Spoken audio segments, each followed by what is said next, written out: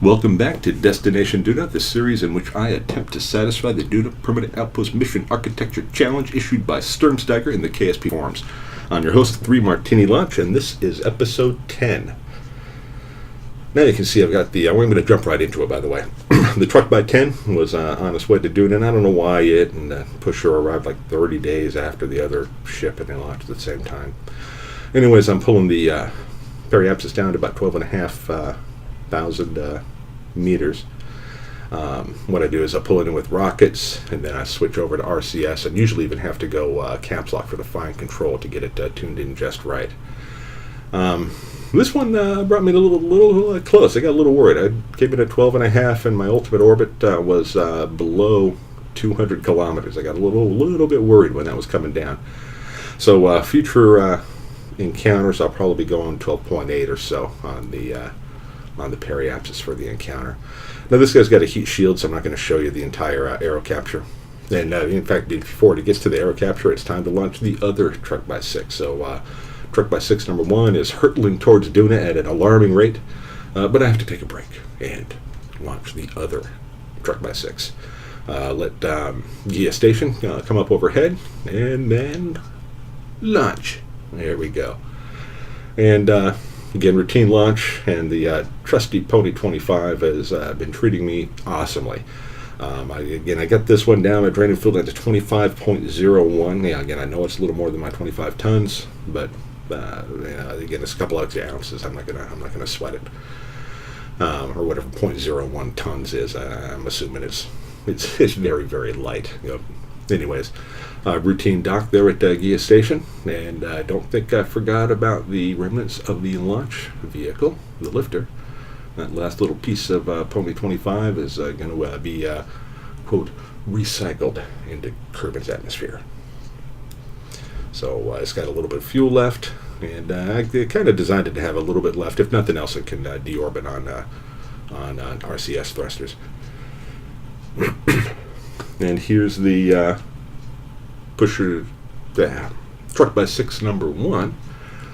And again, I didn't want to show you the whole thing there, but get my orbit circularized and normalized. I'm going to go ahead and drop off that first supply module, and this is going to be the one for the Kerbals on Duna when they eventually arrive. Now, I've decided I'm going to get a depth parachute since it's got enough RCS, additional RCS to deorbit. But I have no way to steer the thing, and I don't know where it's going to land. So, I'm really not sure what's up with that. But anyways, we'll see what happens. Probably next episode I'll bring that one down.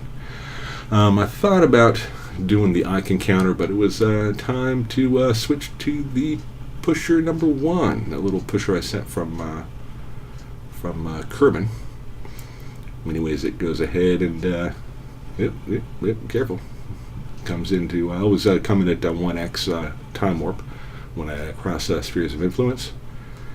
And this one I'm going to drop down a little bit less, or a little more, whichever way you want to call it. And I cut out the aero capture, again, not because it flamed out and I didn't want anybody to see it. It's just in the interest of time. It takes a long time to watch that whole thing. I came down at higher than I have before, that you've seen me not get the flaming effects, so there was no flame effects. Anyways, you'll see that I don't even have to circularize my orbit. I'm able to set up a maneuver node just outside of Duna's atmosphere, and go ahead and do a capture there. You'll see bringing it down. There's 200, 150, 140, 140, 130, 140, 150. Oh, yeah, well, yeah. Yeah, well, such is life, I suppose.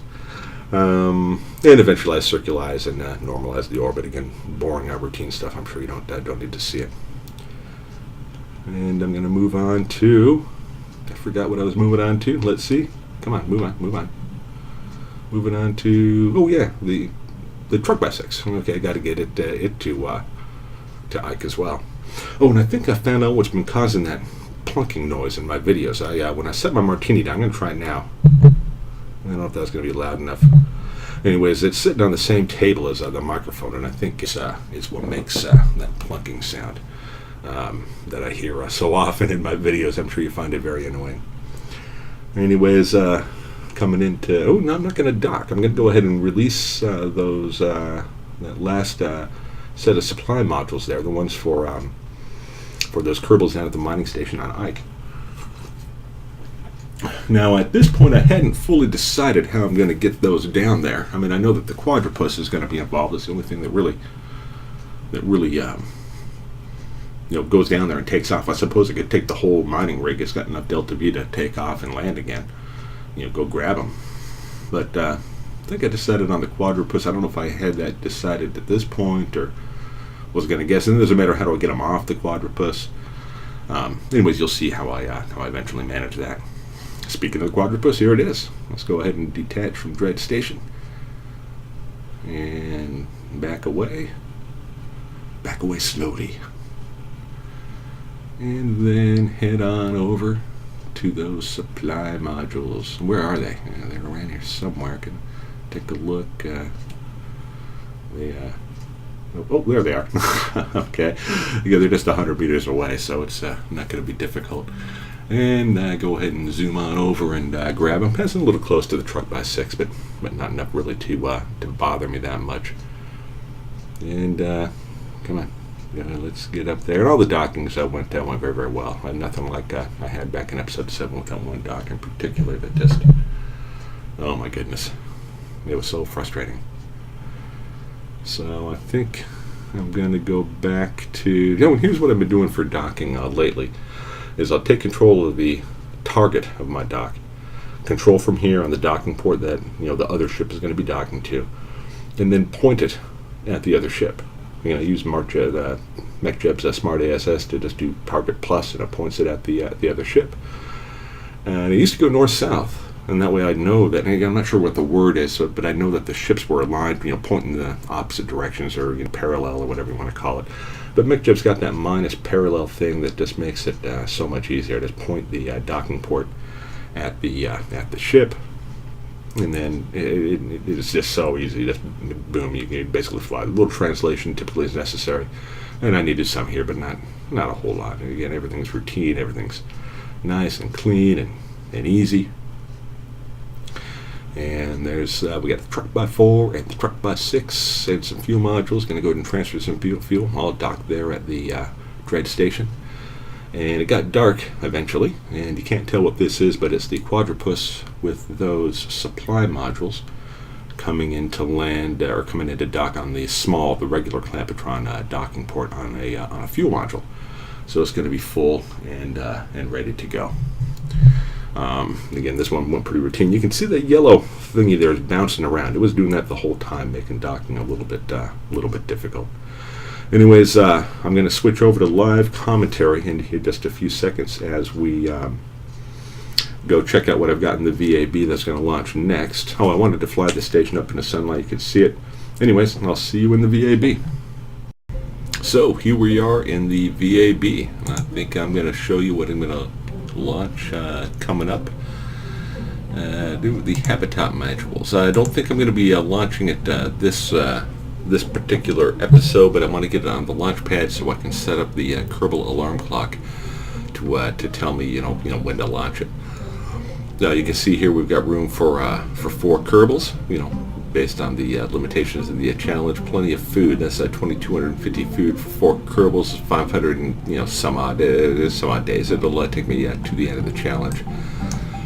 Got some drogue shoots, some regular shoots, some communications going on there. We got some nice looking rovers down at the bottom. Let's see if maybe I can zoom in. Let's move this up a little. Yeah, each one has 2 seats, so our Kerbals are going to be mobile. You can see they've got some scientific instrumentation on them. We got some little antennas going on, and also the base itself has some scientific stuff going on. We got a thermometron, a blumotron. We got over here. We got a yellow motron, and the other blumotron. So yeah, and then again, each rover also has the There's blumotrons and yellow motrons and thermometrons, whatever, what have you. It's got all the stuff. So I think that's Oh yeah, that's the little landing. I have tested this, and you'll notice it's got 131 milliseconds of, or meters per second rather than milliseconds, 131 meters per second of delta V. Basically, I bring it down on the chutes, which can drop it down to about 15 meters per second, and then at the last second, just go full throttle and hope for the best. It's a rough landing. But I've pulled it off before. Again, it's a little tight, but I think I can pull it off on camera. Yep, so that's about it. So we're gonna have to what did I do? Yep. Delete, Control Z. Let's see, okay, there we go. I'll hit that and flip this puppy over. Put a coupler on there, and bring in my trusty Pony 25. Oh, you also notice this 23 tons. So I'll connect that, pull this in, get rid of the robot thing, and one of these days, I keep saying it, one of these days I'm gonna fix those solar panels. And I don't think I need any struts, since 2.0 or 2.1, whatever it was when they redid the SAS, it's been a lot more forgiving. So I'm gonna trust in SAS, and then put some of those stabilizers or whatever they're called on there. Anyways, I'm gonna go and launch. I'm gonna put it on the launch pad and set the alarm clock for it. I don't think it's going to launch this episode. Probably launch the next episode. I've got a little more to do on the other ships. I got some fuel to shuffle around and a little more docking. So probably the last you'll see of this vehicle until next episode. So let's go and see what's going on next. And here's what I've got going on next.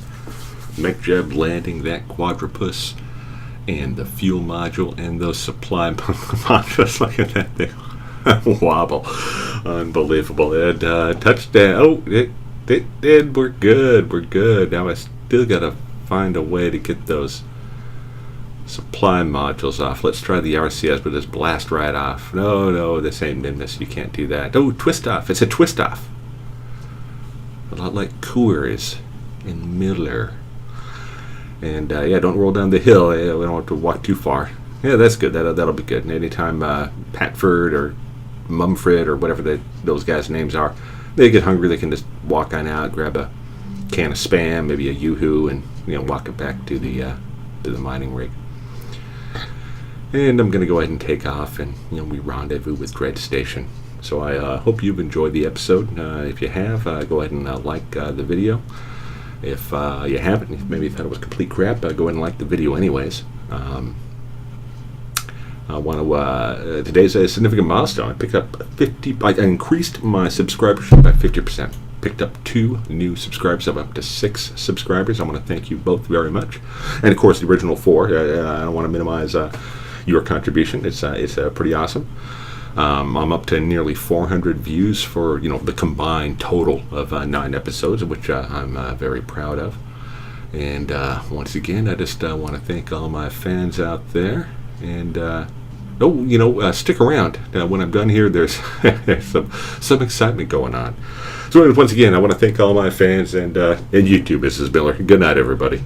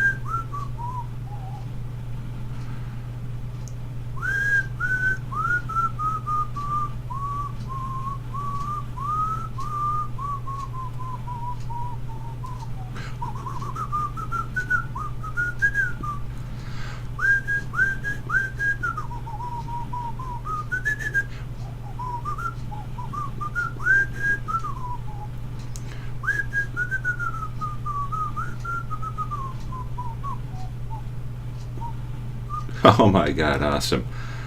See you all later. Good night, everybody.